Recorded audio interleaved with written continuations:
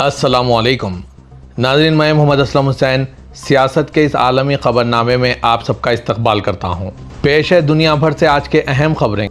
Ethiopia के इलाके अफवार में वाक़ हाइली गबी आतिश फशा में 12,000 साल बाद पहली बार धमाका हुआ है। हुकाम के मुताबिक धमाके में किसी जानी नुकसान की इत्तला नहीं मिली, ताहम इसके मुआशी असरात सामने आ सकते हैं। धमाके के बाद कई देहात राख से ढक गए हैं। इलाके के रिहायशी अपनी रोजी रोटी के ज़राए के बारे में फ़िक्रमंद है। हुकाम ने कहा है कि इस आतिश फशां के किसी पिछले धमाके का कोई रिकॉर्ड मौजूद नहीं। धमाके के बाद बने राख के बादल यमन, ओमान, भारत और पाकिस्तान की तरफ फैल गए हैं।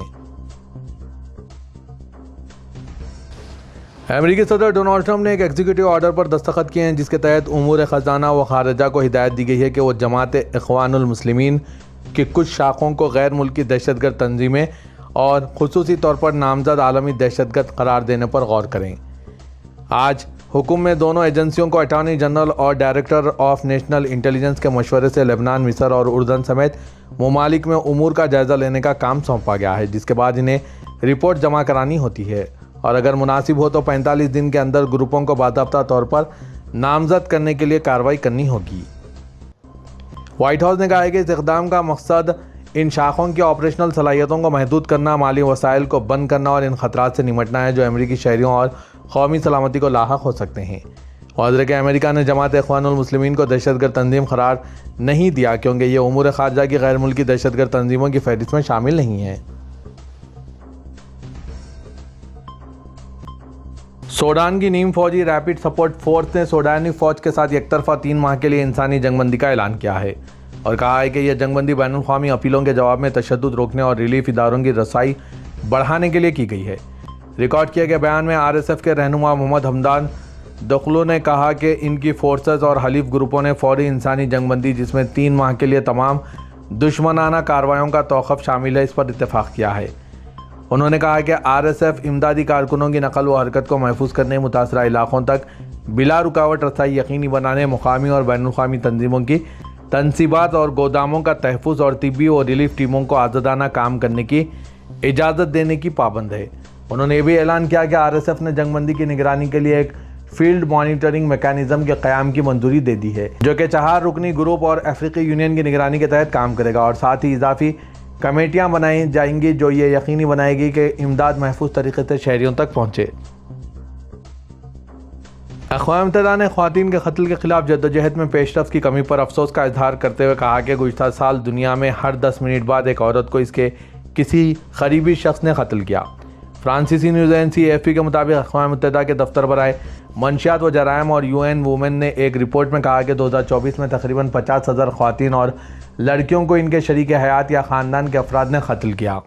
यह रिपोर्ट ख़वातीन पर तशद्दुद के खात्मे के आलमी दिन के मौके पर जारी की गई। रिपोर्ट में कहा गया है कि दुनिया भर में कत्ल होने वाली ख़वातीन में से 60% को इनके शरीक हयात या रिश्तेदारों जैसे वालिद, चचा, वालिदा और भाई ने कत्ल किया। इसके मुकाबले में मर्दों के कत्ल के 11% वाक़यात में कातिल कोई करीबी शख्स था।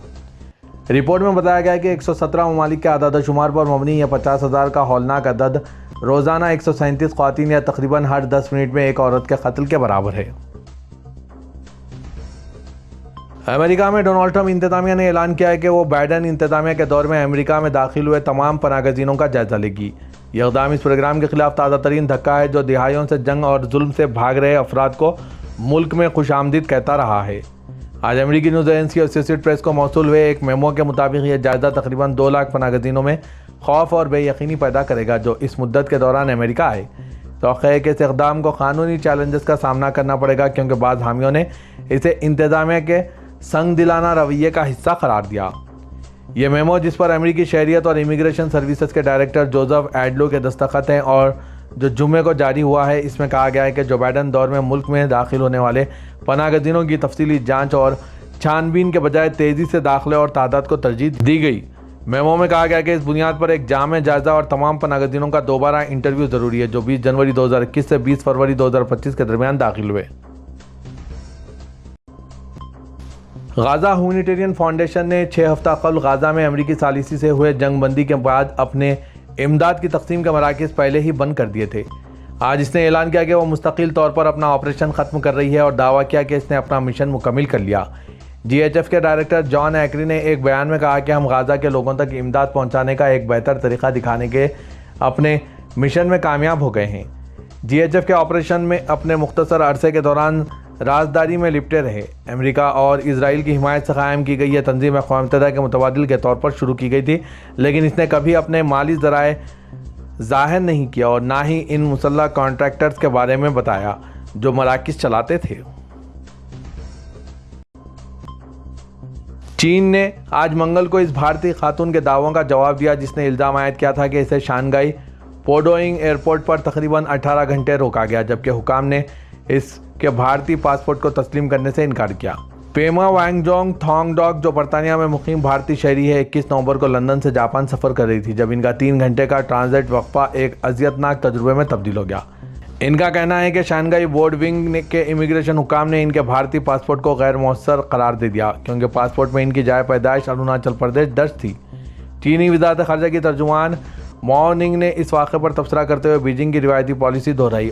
चीन अरुणाचल प्रदेश को ज़ैंगनैन यानी जनूबी तिब्बत कहता है और इसे अपनी सरजमीन तस्वुर करता है।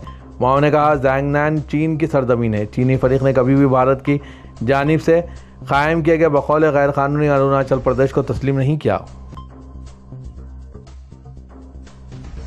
इंडिया की रूसी तेल की दरामदात दिसंबर में कम से कम 3 साल की कम तरीन सतह पर पहुंचने वाली है, जो नवंबर की कई माह की बुलंद तरीन सतह के मुकाबले में नुमायां कमी है, क्योंकि रिफाइनरीज ने मगरबी पाबंदियों की खिलाफ वर्जी से बचने के लिए मुतबादिल ज़राए इख्तियार किए हैं।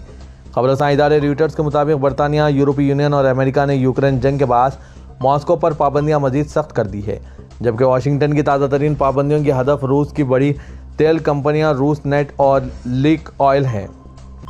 रूसी तेल के खरीदारों के पास 21 नवंबर तक का वक्त था कि वो इन 2 कंपनियों के साथ अपने कारोबार को ख़त्म कर लें।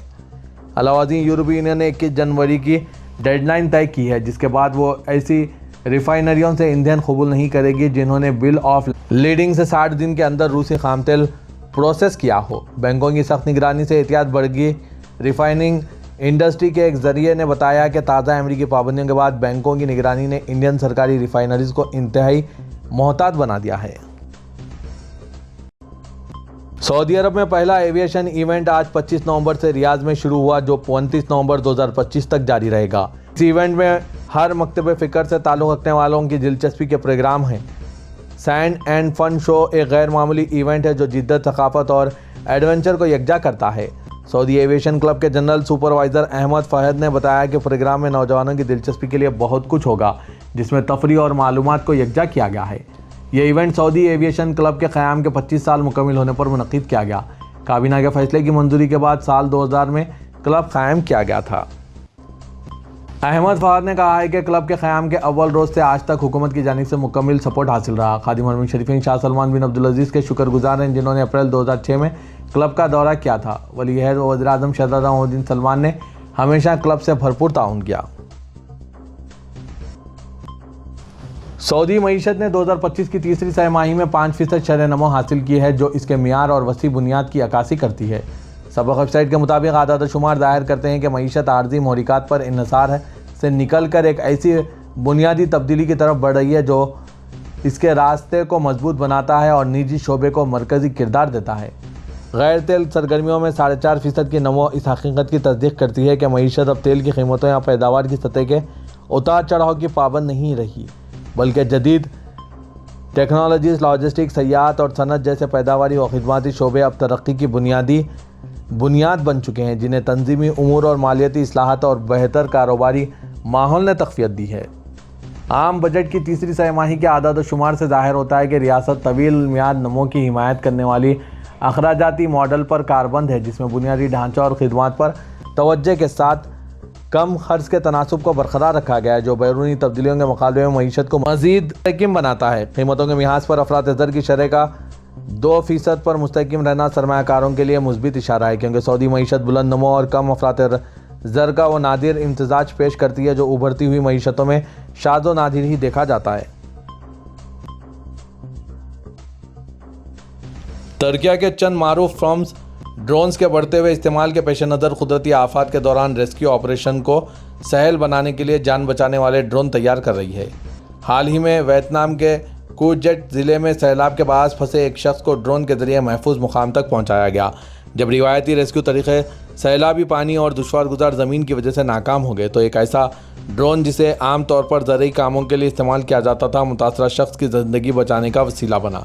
इस ड्रोन की वज़न उठाने की सलाहियत 100 किलोग्राम यानी 220 पाउंड थी, जिसने इसे काबिल रसाई मुकाम तक पहुंचाया और रेस्क्यू टीमों ने इसे महफूज तरीके से पानी से निकाला। अफगानिस्तान ने पाकिस्तान पर इल्ज़ाम आयद किया है कि इसने गुज़िश्ता शब 3 मशरक़ी सूबों पर फ़िज़ाई हमले किए हैं, जिनमें कम से कम 10 शहरी हलाक हो गए। फिलहाल पाकिस्तान की जानिब से अफगानिस्तान के इस इल्ज़ाम पर कोई रद्दमल नहीं आया। आज मंगल को सोशल मीडिया प्लेटफॉर्म एक्स पर एक बयान में तालिबान की अबूरी हुकूमत के तर्जुमान ज़बीउल्लाह मुजाहिद ने कहा है कि पाकिस्तान ने खोस्त में बमबारी की और कन्नर और पख्तिका में फ़िज़ाई हमले किए। गुज़िश्ता रात तकरीबन 12 बजे सुबह खोस्त के ज़िला गुरबुजू के इलाके मुगलगे में पाकिस्तानी फ़ौज ने एक मुकामी शहरी विलायत खान वल्द काजी मीर के घर पर बमबारी की।